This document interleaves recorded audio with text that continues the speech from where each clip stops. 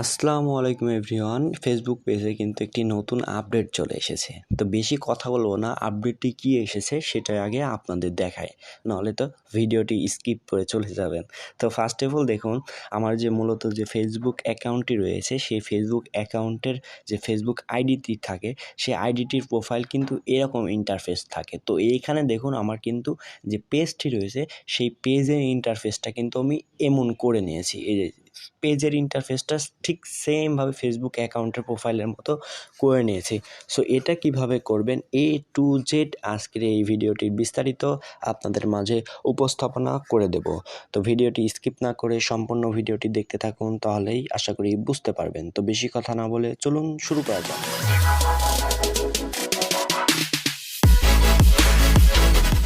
তো এটি করার জন্য ফার্স্ট অফ অল আপনার যে ফোনে ফেসবুক অ্যাপটি রয়েছে সেটি ওপেন করবেন। ওপেন করার পর এখানে দেখুন যে লোগো আইকনে আপনার প্রোফাইলের যে পিকচারটি রয়েছে সেই পিকচারটি শো করবে। এখানে জাস্ট ক্লিক করবেন। ক্লিক করে দেওয়ার পরে একটু নিচে আসলে এখানে দেখুন লেখা আছে পেজ। আপনি জাস্ট পেজে ক্লিক করে এখানে আপনার যে পেজটি এনেবল রয়েছে বা ভিজিবল রয়েছে সেই পেজটিতে চলে আসবেন।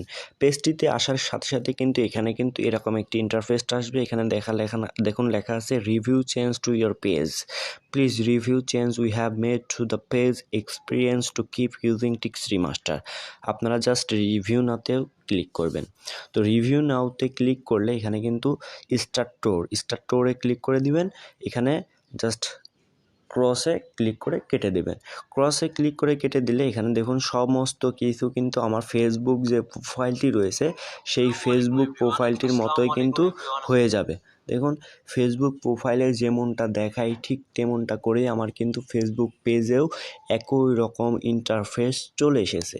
এই সমস্ত পদক্ষেপগুলো করলে কিন্তু আপনার যে ফেসবুক পেজটি রয়েছে সেই ফেসবুক পেজটি কিন্তু আপনি ফেসবুক প্রোফাইলের মতো করে নিতে পারবেন। এখন আসা যাক, এটা করবেন এইভাবে, এই সেটিংসগুলো করে নিয়ে।